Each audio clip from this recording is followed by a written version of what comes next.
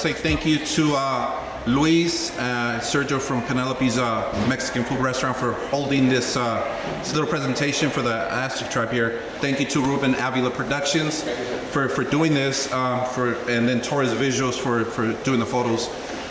So let me start off with a little bit of how we came to this place right now, to this spot. So back in the years, I was actually new in the rap game. It was like 2001, 2002, and we were signed with the LA label, and I was actually trying to sign with Coast Records with Dale Solivan, and you know, me and Dale have been having a connection for quite some time, a couple of years now. Always kept it humble, always kept it like real with me, always guided me to the right location. And it was like about, I would say like 7 years ago or 6 years ago when Dale got a chance to meet right there in Chula Vista. And I told him, hey, you know what's up with the Aztec Tribe? Like I would like to release their catalog. So Dale, I think, contacted Shade, and then me and Shade got in contact, and then me and Oscar got in contact. And that's how the story ends here today, as in it was thanks to Dale Solivan who actually introduced me to the Aztec Tribe, because Dale had been working with the Aztec Tribe for many years. And that era was a type of era where it was cassettes and CDs. It's nothing like today where it's all digital, So Dale had a lot of work, the fellas had a lot of work. A lot of footwork was done with the Aztec Tribe projects. So in other words, I want to bring Dale up here, and if he wants to say a few words, and just give him a thank you for introducing me to a tribe. So, this is Dale, so go ahead. Yeah, pretty much what MTO said, we had hooked up back in the days, and when I started working with the Aztec Tribe, I believe it was probably 96, 97, I picked up their project when they released Everybody Bounce. I immediately heard something special with these guys. We got in the studio. I said, hey, in order for me to get this thing on radio, you guys have to clean it up. And there was F-bombs from the beginning to the end of that song. So it was throughout the whole song. But you know what? We made it playable. We got the song on. We got it playing. It was one of the #1 songs at Z90. I was working there at the time. It was the #2 song behind Mac 10's Backyard Boogie in Tucson, which I knew we had a buzz there. So we started working harder, we started getting things going, new music. Madman, Reggie, man, was in there grinding in the lab, and we were collabing, and we did a show. And I'm cutting through this, for time's sake. We did a show. It was a free show at the old community concourse downtown, and Master P was the headline. Naughty by Nature, I believe, was on there. There was a whole bunch of acts, and I threw the Tribe in there too as well.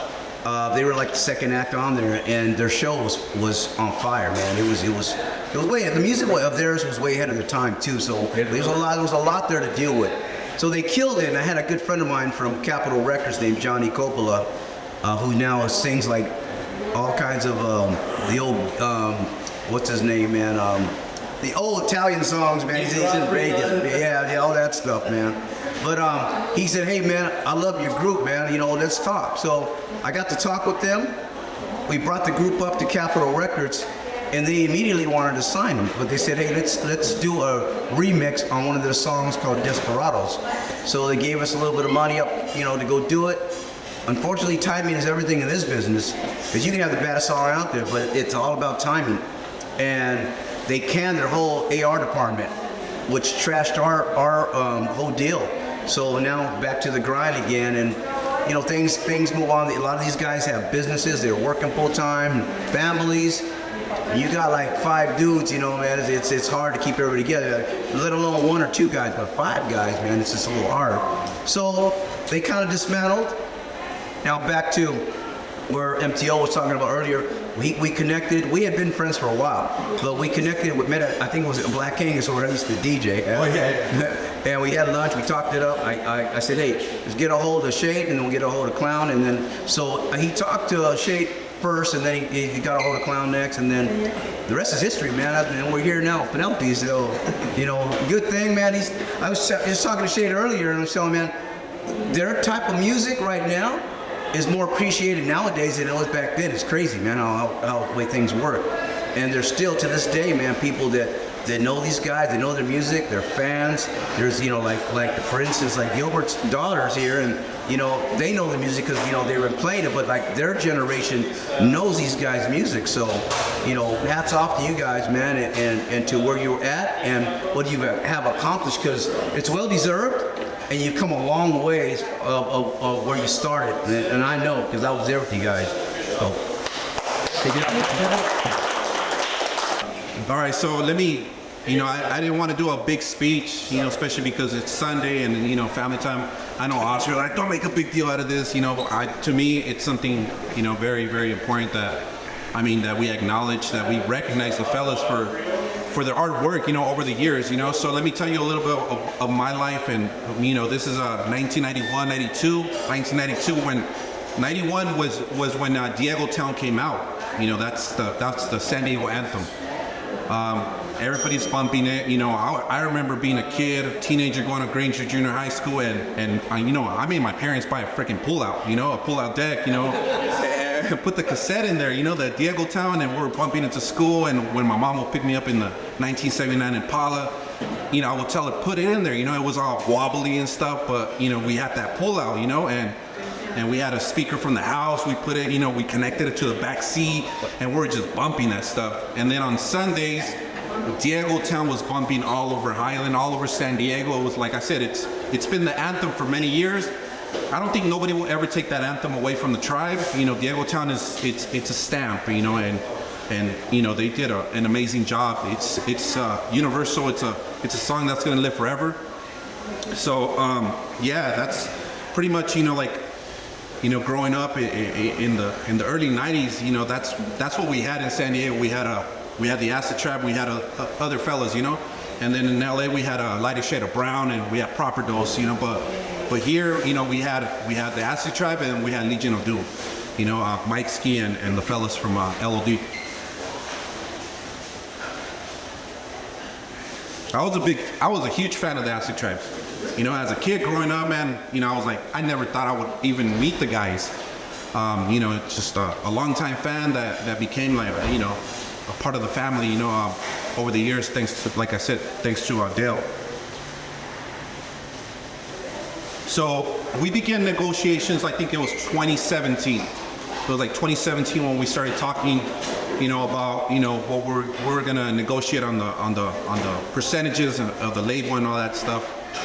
And in 2018, we released Straight from the Zone. That was the first album that we released under the label Calmex Music Group. And just, you know, it was something that needed to be done because their music was being played on YouTube, and they had no analytics, they had no way of earning money, you know? There was no royalties, they weren't getting any money out of it. So we negotiated for a year, and after that year, like I said, we dropped Straight from the Zone. That was the first album we released. After that one, it was Diego Town, I think, the single. And then we went to Desperados, and then we went to What If. I believe it has a lot to do with trust, you know, with the fellas, you know, like in this business or in any business, you have to have that trust with the fellas. And we became a big, tight little family, a little tight team. And for anything you do in life, you gotta work as a team. You know, whether you're in the military, you know, whether you're a business owner, you gotta work as a team to make things happen. You know, and that's what I'm saying. Like the fellas and I, we all work together. And during some time, I know it was hectic. Like Dale said, it's hard working with 4 fellas. Now imagine he had to work with 6 fellas, including Reggie. Because there's 2 members that are not here with us today. And yet, so I wanted to see if Reggie wanted to say a few words, because Madman, like, honestly, no matter what you say about music, this guy is a genius when it comes to the engineering, to the producing, and I want Reggie to come up here, man, like, cause he definitely deserves this. Give him a round of applause, please. I'm short for words. Thank you. I'm not the man to speak. You know, I've always been background with you guys. All I've done was background with these guys ever since I met them. So yeah, all I gotta say is that what we've been through has been a lot. Since 30 years, guys, I think. Yeah. Trying to remember. Since '93, I met these guys. Didn't know what I was expecting because there was a bunch of fools coming into my house. They were just like mobbing in there, like, oh damn, what did I bring in? I felt like, but then I got to click with these guys. Ended up being cool. Got a hold of them. They was like, all right, yeah, let's do something. We did something. And then all of a sudden I was just like, maybe we could do something, because I just started off myself. Once I started doing some beat music and stuff, I started clicking. And then they started doing the rap thing. I was like, man, we get together good. After about 3 months later, we figured that, you know what, man, I think we could do something a lot bigger than this. So that's when we started coming up with Straight from the Zone. And that took a minute to make. It was just, we're butting heads as far as who's gonna do what, how am I gonna do this, how is the project gonna work. And I was kind of lost myself. But at the same time, I think by doing things with these guys helped me to help them. And then that we finally finished that project. Straight from the Zone was cool. It was fun times. Everything we did, we laughed, drank a lot. We know we drank a lot. Well, we couldn't do anything if we didn't drink. So there's a lot of things like that. I think that's So, and, you know, at that time we met Dale. Dale was in the picture, and we started to do more things. And then he started to get us on the radio. I think you got us on the radio about that time, right, Dale? yeah. And with Everybody Bounce. Met a lot of people. Yeah, but these guys, I mean, it was a pleasure working with them at that time. Then we did Desperado. We kind of split ways when they did What If. Then we came back again. Then I took my, 10-year break from the music. Finally decided I wanted to do something again because it took a long time. I said, you know what, let's make another album, guys. So I think me and Mike touched bases. And he said, yeah, let's try it. Let's try to get everybody on board. Unfortunately, Sendo couldn't make it. And then Oscar said, yeah, let's do this. Flies down. So we came up with the new album, Straight from the Zone. Back? Back into the Back in the Zone. Oh, my. Yeah, I forgot already.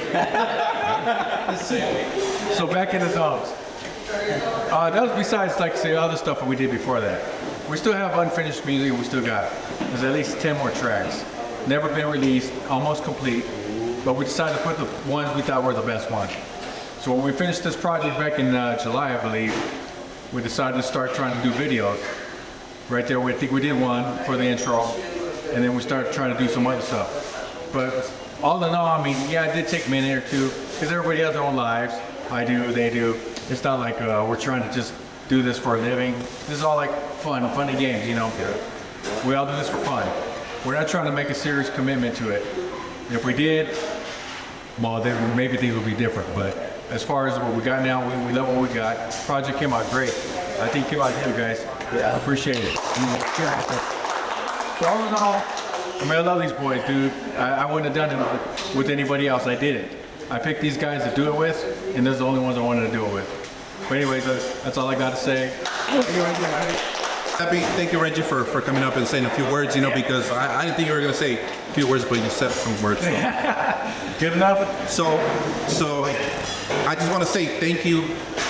First of all, I want to say thank you to the fellas, you know, for first of all trusting in the label, you know, for us to push out the music, the catalog, and for bringing us the first platinum Spotify plaque to the label, to the brand. So man, that's huge.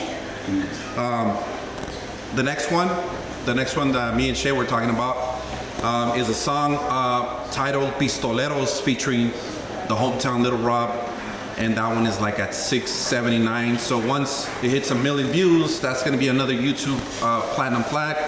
So let's hope for that one. So with With that being said,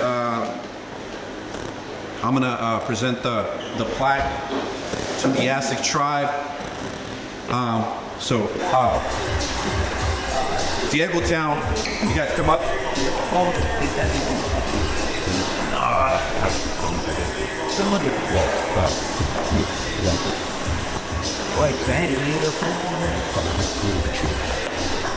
It's great that you about that came out Hey, here's a million streams out of there. One more big ass round of applause, man. The Aztec Tribe, San Diego. I'd like to present it to the tribe right here. You guys go ahead and. Oh wow, nice to see. You can turn it on. Oh yeah, bro. Wait. Good looking on the studio, huh? Oh dude, that looks dope. That came dope. Looks cool as hell. Yeah. Good job. How you guys doing? I'll hold it up. Blow your face. That's better. Let me bring some tissue for you guys. Let me bring some tissue for you guys. I know, right?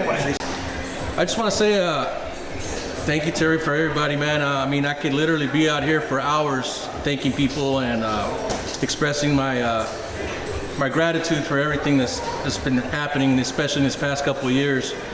I want to take this time right now. I know we're going to do a podcast eventually with JD, and we'll get in depth with what we want to say, but I just want to say that it's been a blessing working with Reggie, man. He's a genius, man. He, in my eyes and everybody's eyes, he's up there with Dre and everybody else, Premier and everybody, man. He's that good. He's that good. Yeah. And I'd like to thank Dale Sullivan, our manager, former manager, one of the best individuals I've ever met in the music business, man. He schooled us. He taught us how to be professional. He taught us how to present ourselves, how to move, what to do, what not to do, direction in music, and I'm very grateful for everything you've done for us. Thank you, Doug. And we'd like to thank Rosendo, Sendo, and Rude Dog, Land MC.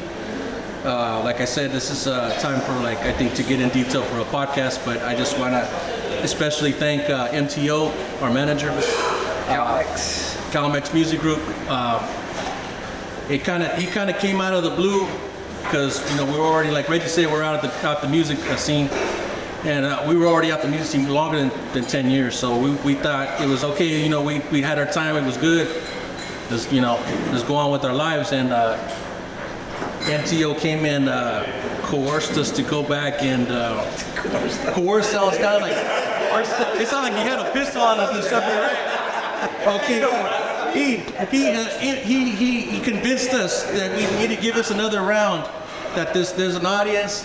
There's still people that want to hear our music, our old music, and eventually, hopefully, to new music. And that's exactly what happened, man. And I appreciate you, man, for your persistence, because it took them a while to get us together, and it took us a while to like you said, trust this guy, because we've been burned in the past with different individuals, and when you're in the music business for so long, like we were.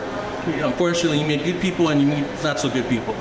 But we're lucky and appreciative that we have MTO in our corner, and I appreciate, like I said, his persistence to motivate us to put the music out, our old stuff that's doing extremely well, and to get our new music that we just love. We're very proud of this new album. Hope everybody picks it up. It's straight back to the zone. Yes, back to the zone. So back in the zone. So once again, thank you everybody for all your love and support. We're Aztec Tribe, really appreciate it. Thank you. Thank you very much. Thank you. I know. I just want to thank all the old fans, all the new fans that we got now. Like I said, Calmex, MTO, putting on this new digital age where, we would never would have done ourselves. So by doing that, it allowed us to reach new ears, and it seems like everybody loves it because, like I said, just went platinum, so we cool about that. And I love these guys. Love Reggie. Like I said, it's all family. We're doing it for fun. My homeboy Dale, that I haven't seen in a while, he's back here. So hopefully more stuff to come, guys. So thank you, man. Wake up, Nick. I just want to thank my lady. She puts up with all the crap that goes on with this whole thing that we've done.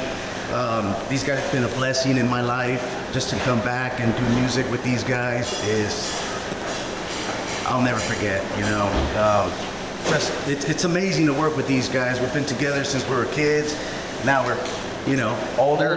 Yeah, can't say it, but by the look of this, yeah. But we appreciate everybody, the fans, as much as we like the support in IG.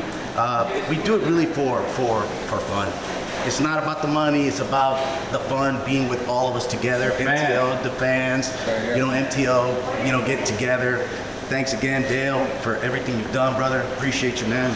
God bless you guys. Yeah, this is letting us work with artists too on our new project, like the homie Little Rob, Ness Craven, GPA, ODM, Lighter Shade of Brown. Like it gave us a chance to work with a lot of people that we also looked up to. So that's also a blessing as well. Yes. And come full circle and even do shows now with legends that we wanted to do shows with. We have the opportunity to do them again after 20-some years, right? Yep.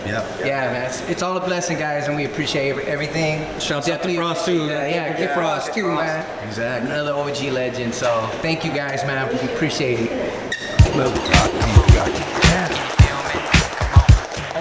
Now we can take some pictures. Come on. Can you feel me? Come on. I like to know you in a special way. And can I show you Gonna show you. all the games we play? And everybody say. And everybody say. Yeah. Now you know I'm a player, and I crush a lot in the hotel rooms or the parking lots. Can I make it nice and hot? Kiss you on the spot that you don't wanna stop. Do you remember the day when I met you? Let you backstage and I sweat you. You was looking all good in your big black boots, and I thought to myself I'd like to knock them loose. Check it out, I wanna get to know you better. Can we go out and spend time together? I'll pick you up in my GS. No stress. Roll up in a black Lex. Headwest. Hit you into the Thank you to all the fans worldwide for holding it down and for always supporting the Aztec Tribe. And here's the first platinum plaque to the label, Calmex Music Group.